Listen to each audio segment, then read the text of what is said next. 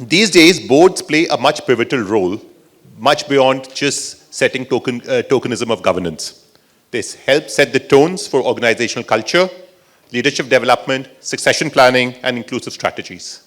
They align policies and workforce initiatives and allow with the company's mission and values so that the purpose behind the work is understood by our employees, and to drive progress by overseeing workforce planning, employee engagement, and being future ready for a sustainable growth. With that in mind, we have our esteemed panel of Dr. Arup Choudhury and Ms. Anisha Motwani, and let's hear it from them. Welcome. So, Anisha, we'll start with you, given your focus on innovation and diversity. You work at the intersection of innovation and inclusion. How can boards today foster a culture that not only welcomes diverse voices, but also leverages them for a better decision making? Thank you for having me, Sapphire. I've been on the advisory board of Sapphire now for a few years, and this is the first time I'm able to actually speak on the panel, because this is in Delhi and normally most of the events are in Mumbai, so I'm never able to make it. So I'm happy to be here, Ankit. The conversation on inclusion and innovation, I think they are two very different subjects. For me, inclusion is first of all, I think, about diversity, because we did have very, very senior male-dominated boards. And they still do. 90% of the boards, 85 to 90% of the boards are still, of a certain vintage, of a certain gender type. I think the government of India, when they started this whole regulation about having one women independent director on the board, way back in 2015-16, I was fortunate because that was the year I decided to leave my active corporate job. And at that point in time, supply was less than demand. Okay, and I don't mince my words when I say that, because I can now talk with 10 years of experience on the subject. So it was, they were looking for people with corporate experience, besides, of course, lots of bureaucrats, who are the default choice to get on the board. So I was very fortunate that, I was referred by my ex-boss in a company which was started by one of my earlier ex-bosses. So that's how I began my journey, and it's continued like that. So inclusion for me today has moved a long, long way. In the last 10 years, from having a limited supply, today I see a lot of supply. I mean, I have conversations that are more and more, not just women, but also young men, who are ready to step onto the board of diverse skills. So today, there are, like, say, for example, in financial services, having a technology person on the board has become mandatory. In many boards, having a risk person on the board has become mandatory. So boards are looking at skill sets. So diversity in skill sets, diversity in gender, diversity in age groups. So I am seeing boards getting younger and younger today. Okay, one of the things that I used to joke about, when I got on the board is that I said, when I quit my job, I felt, I am maybe a little away from my retirement, but when I joined the board, I was always the youngest board member. So suddenly the lens changed, and I said, oh my God, I have almost another career ahead. So, so boards are getting younger now. So that's about inclusion. Supply is there, the need is there, interest is there. And the more people get ready, and there are so many now, both whether it is the Indian Institute of Directors or whether it is other private bodies, search firms, they are doing board trainings. Okay, so they are getting people ready to step onto the boards. So even when first timers are coming onto the board, they don't come in completely unprepared. They are quite well prepared, and because of the eagerness and interest, they also participate very actively. A lot. So boards have become very participative. Now, the minute you have conversational, participative boards with diverse skills, innovation is bound to happen. Okay? Because it is not just about statutory things that boards do. Earlier, the boards used to be more statutory. Now I'm seeing boards becoming, at least the progressive boards, of good companies, well-meaning with good intentions, turning to be more and more strategic. So more strategic conversations are happening in board, and innovation discussions have started happening because growth today is becoming challenging. we are seeing the way the global world is going today, with margin pressures, with decoupling that's happening. Many companies are looking at innovations, okay, interesting ways to get the companies to grow. And board being the apex body, and people coming with diverse skills and diverse ideas are actually actively contributing. So for me, I'm seeing this journey, but having said that, at least from what I hear from this world, the statistics at least tell you that that is still true of only 30-35% of the boards. There are still almost 65% of the boards that are still functioning in the more traditional way. But it's a great journey, it's a great movement, and I see this only getting better. That's very interesting. Thank you. That's very interesting, ma'am. And it's quite exciting to know that at least 35% have made a journey from being a statutory requirement to a more inclusive board and more involved board. And you made a very interesting point about diversity. Diversity generally is taken as gender diversity. The moment you hear the word diversity, it's the thought that comes to most of our minds is we're talking of gender diversity. You spoke about diversity in skill sets, diversity in age group. So the diversity is much more and much beyond gender. So that was a very interesting point. So if I may just ask a follow-up question on that. With the next generation coming up, with the new talent and they have a very different perspective and expectations. Do the boards truly understand their needs and their pulse, or is it just a very high level in understanding their expectations? So when you say next gen, you see next gen company management, or you see both, next even gen even the workforce that's coming in now, vis-a-vis the workforce that was there 10 years ago, 20. I see that in my profession because the expectations are very different. So how do the boards adapt to the new generation and their expectations? Because most of them are looking at a more work-life balance. As against this traditional historical way of saying that they'll work out 30 hours a week, 40 hours a week, 60 hours a week, but that's slowly dwindling. So see, that's a more operating management role. To be honest, everything depends on the CEO, who represents the team in the board.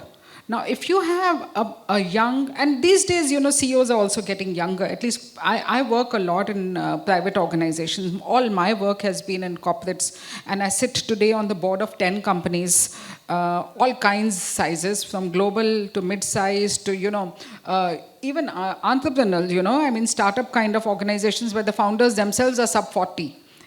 So I've got a mixed kind of this thing. There's no one size that fits all. But having said that, I think it all depends on who is representing the team in the organization and how well do they represent the team to the board. Okay, because if you're not board has only got visibility of what is brought to the table. Okay, and if what is brought to the table is, about work-life balance, about culture, if these are the conversations that get evoked, fortunately, they've got committees called the NRC, which is the Nomination and the Enumeration Committee. People-related matters do get discussed there. And I am seeing conversations are happening, but like I said, it all depends on the management to bring it to the board to evoke a conversation. So the primary responsibility would rest with the management to bring it to the NRC or to the board, as the case may be. Interesting. Dr. Choudhury, thanks for being on the panel today. You've had a dual role. You've been a CEO and now you're a board member. And boards today display a culture. How do you think, what is the role of the board there and the board members to build a culture in an organization? Come back a little bit to the board basics, maybe more on the conventional road, what she was saying. What is a board? Isn't it? You all here working in different capacities. Do you think that you should end up in the board, if not the chair of the board? And for 15 years, I've been the chair of the board, so I can tell you that what kind of people came up to the board. There are some very functional people who came into the board, who were from the organization, from the industry, doing what they were doing, silo heads or whatever it is. They came with their issues onto the board. Then there will be some nominees from the shareholders. In government companies, the shareholder is the government and the financial institutions. Now, sometimes we forget that even in very big private companies, substantial part of the share is held by the financial institutions, LIC and what have you, you know. And they send their representatives there. And the government will probably send some joint secretary from their some ministry. So you have those people to deal with. Then you will have a lot of independent directors. It will depend on what kind of shares are in the retail market for the company. Now these independent directors are normally selected by the board, let me tell you. And the chairman has a big say in that, and they are people from reputed socially, industrially, respected for their experience, for their knowledge. So you have basically these three types of people who are sitting on the board with you. Although the board room, I talk a little bit about the board room, it is the sanctum sanctorum of the company. Now the board room speaks a lot, which I do not want to say too much, but I just want to tell you that the culture of an organization, if you want to go into an organization, you have to walk into the boardroom to understand the culture of the organization. Because the board is a room from where, let's say, the artifact of the company is displayed. If you look at an iceberg, there is something which is available on the top, but you know much below things are available. Now, what is available on the top is what you see as a new entrant on the board. How do you feel when you enter the boardroom? You go to the boardroom, you say huge panels, you say M.F. Hussain paintings, you say all that, and in one end wall, you see the photograph of all the former chairmen of the board. So that character tells you what impression the company wants to give to the people who come to the company. Now, many of you would have gone to France, and there is no visit completed in Paris without going to Versailles. You would have gone to Versailles. There's a big room in Versailles, a hall you could say. It's called the Hall of Treaty.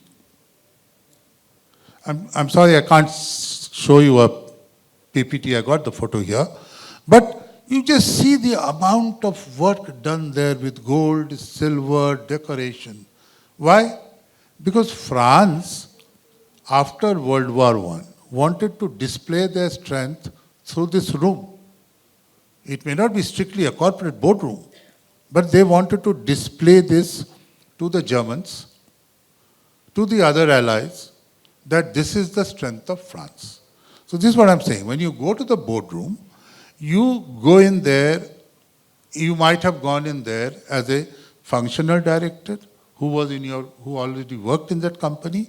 There you would have gone and made various presentations earlier to the board. But you might have gone there as a new entry. You will see all this in the board. So these are the people who go into the board, and board otherwise is seen as an awe. You want to come in here? Okay. Please. So then, I told you that, what happens, how a boardroom should look. I will also tell you a little bit. We don't have much time. Unfortunately, I could have gone on and on. But, a boardroom also, it is very important that the culture besides the culture of the organization, it also has a certain amount of responsibility towards the environment, the government, the board. I'm talking now of the board. I've told you who will come and sit on the board. Now their responsibility is to also see the compliances that the company is doing. Their responsibility is also to ensure that the present environment, what is to be taken care of by the company. Because the various silos or the functional directors of the board would come with their own agenda without really looking into the global interest of the country, the nation, your sector, where the company operates. This is the board's role to modulate and see over there. That brings me to a very important point, and I will speak this from my personal experience. This board, you have various kinds of people who come to the board. Those who are your company's homegrown, they may be already interacting with you several times in a day or in a week. But there are people who come from the government, there are people who all come from the financial institutions, and there are some eminent people who have come from the society. Rather than having a conflict of discussion in the board, I made it a practice to have a cup of tea with each of them 15 minutes before the board meeting. Because there are many things which people raise in the board without realizing the overall global aspect of it. So when that is brought out to them, then their whole suggestion goes in a different way. Now, this is something which must be practiced in a board when you go to the board.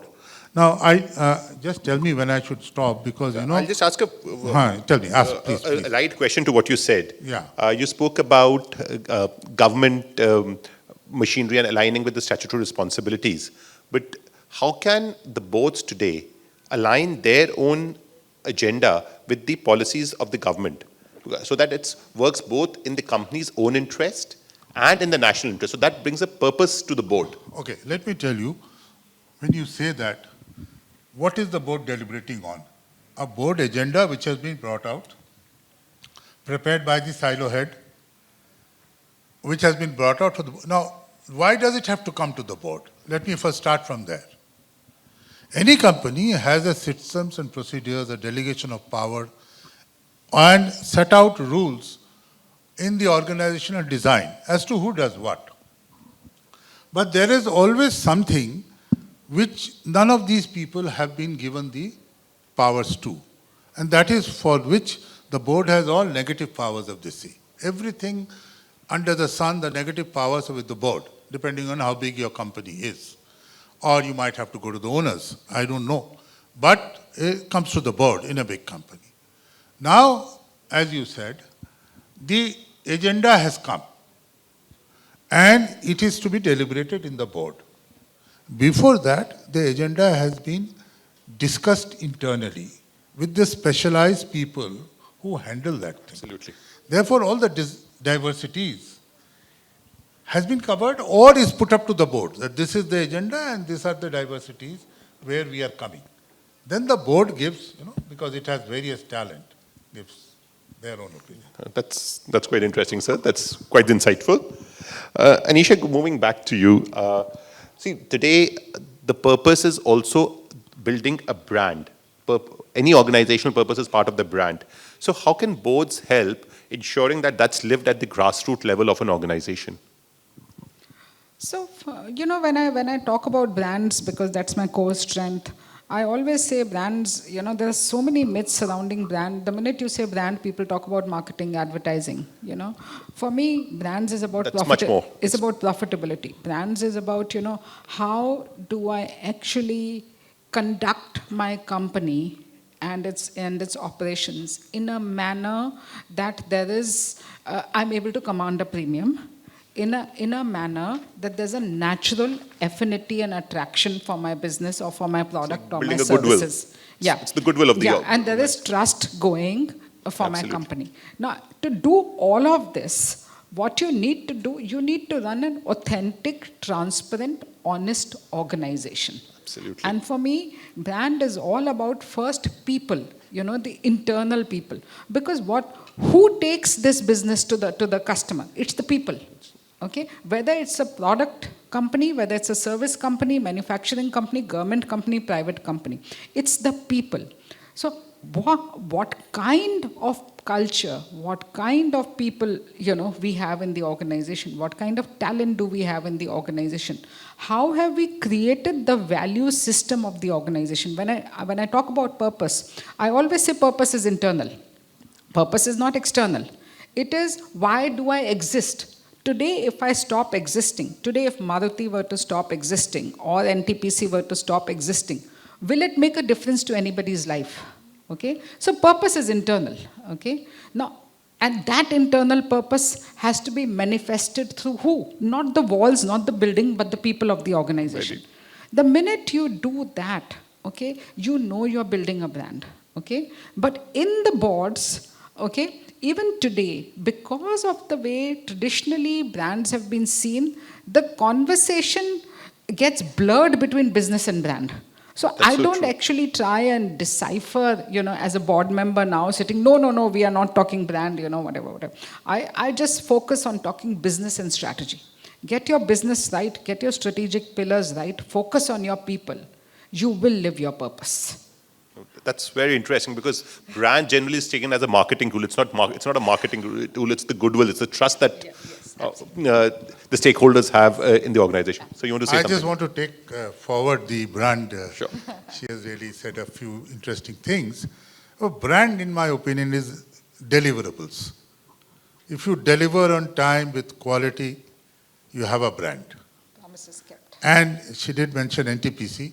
Yes, NTPC generates power, and all the states generate their own power. And now private sector companies are generating power. And even with this competition, NTPC remains brand number one in power generation. Why? Because it takes care of the people, the planet, and the stakeholders. Let's not misunderstand the stakeholders. The stakeholders is not only those who buy from you, or those who supply you raw material. And most importantly, they are your own people. Unless you take care of all the 3 Ps, you are not able to build up a brand where within the organization, every person must feel the pride of the brand, the owning the brand. That's important. So that's very interesting. And you spoke about planet while building the brand. And so I'll just build on to that comment that you made. You've been on the corporate side and in the boards and in government. So it's a very well diverse experience that you bring to the tables here, sir. So for the benefit of the audience, how do you think as the government and the company can collaborate and approach innovation and sustainability together? No, see, innovation is always has to be linked to sustainability. When you run a corporate and you come up with an innovation, it has to improve your sustainability in all respect. Sustainability also in a corporate environment, as Peter Drucker would mention, all of you are studying it, is all about, running a business enterprise for the interest of the investors, the shareholders, and the recipients of the facility. Recipients. So that is very important. The innovation must take care of these things. And then the government, when it has to, supposing on the government side, when did I go to the government side? Probably only when you needed some approval, some environmental approval, some other approvals, or you needed some capital. Now the government also looks at these aspects today. Let me tell you, earlier it didn't matter. Today it does look at all this aspect because globally we are also going to become very important on the planet side, as you said, because we are trying to project ourselves as a country which is responsible for the planet. Absolutely, sir. Yep. And Anisha, just to add to that, how do you think the ESG principles would be weaved into the strategy? So, just building on this, the government is doing a lot. Now, you see, ESG has become mandatory. For the top 1,000 companies, the ESG reporting is now mandatory. It's supposed to be part of your annual report. Annual reports. Okay. Now, there are standard reporting matrices. Okay. When you report your data in your annual report, and the shareholders are reading your ESG, score, they are able to compare you with your competition. I have seen in a couple of my board companies, in one of them an adverse experience where they lost a global order because their ESG score on water consumption was very, very adverse as compared to their competitor. Data is published in the annual report. This is one company where they've lost an order. I have seen another company where the share price, which was struggling, okay, we were wondering why does this share price is stagnated so much despite the fact that the company is generating profit. they actually did very well on ESG and they took special care to take care of the ESG matters. I have seen their market valuation turn around because of a positive ESG score. Now, the minute you see ESG having that kind of impact, either in your valuation or in your customer orders, or has a direct correlation to your revenue mix, you will see interest is going to get generated. And I'm seeing, besides, of course, efficiencies coming in, everybody is struggling for margins these days. The biggest problem is the EBITDA. All the conversations happen around EBITDA margins. And if sustainability and ESG have a correlation with EBITDA, okay, you will see interest is going to come in. Manufacturing companies are the first ones that have started, because manufacturing, there is a lot of consumption of all kinds of stuff, whether it's power, water, all kinds of other consumption. But I'm also seeing services companies, many kind of different services companies also coming into the fold. And of course, government is making it mandatory to report the data. Yeah, and there are benchmarks and standards available, so you can get compared. So you've got specific interest from investors and from customers who are very conscious of this aspect, and that's how it's driving value. Absolutely. Oh, that's interesting, ma'am. I think in this aspect, you must also look at the dispute resolution mechanisms of the company. Okay. Because after all, the stakeholder of your company is also the people who are providing you service. Absolutely. And how quickly, if there is a dispute with them, and how quickly are you resolving the disputes, is reflected in your balance sheet. So and if it is CAG audit, it is put there by CAG.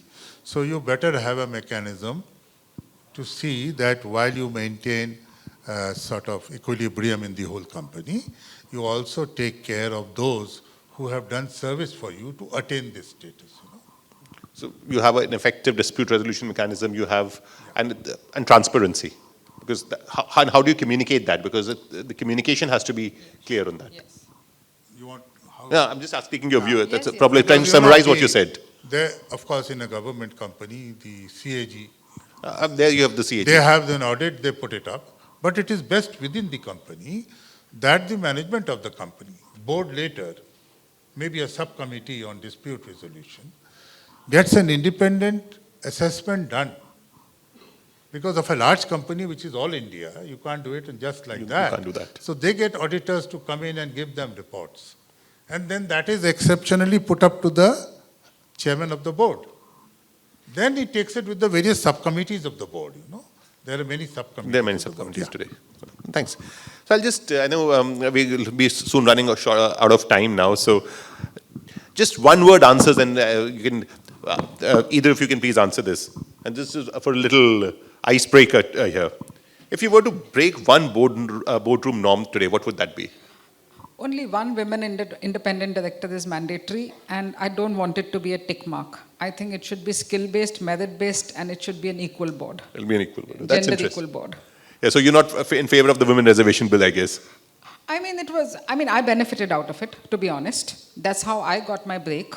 If it wasn't mandatory, I don't think women like us would actually have found this thing.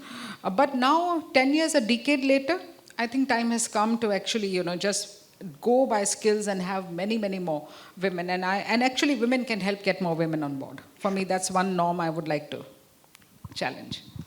Anything for you, sir? I think what I would like is very much the evaluation of the board, the performance of the board members, not by a subcommittee of the same board. So independent assessment. It should be independently assessed. That's very interesting. The subcommittee of the same board does not do justice to. Yeah, you have a conflict of interest there. Yeah. Okay. And if you were to define the boards of future, how would you do that? I would use the word a catalyst. That's interesting.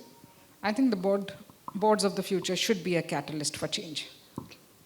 And what would be your first advice to our audience if they were to join the board? So one piece of advice that you would give them. First of all, I think all of you are capable of getting on the board. Please have the ambition and the aspiration. If you don't have it, it's okay. Not everybody has to. But if you're keen, you're part of the corporate world, I think the first step is aspiration and ambition. Have that ambition and you will find your path to the board. And second thing is, just be aware of the world view, because you cannot go to the board just with your functional skills. You will go, when you go into the board, you are expected to be a journalist who is having a point of view and an opinion right from, different kind of industries, because you might come from one industry, one domain. But today I sit on the board of 10 different industry types, and you are expected to know those industries. So be very eager, be a journalist, have a larger worldview, please read up a lot, please have conversations, with your colleagues, but before that, have the ambition.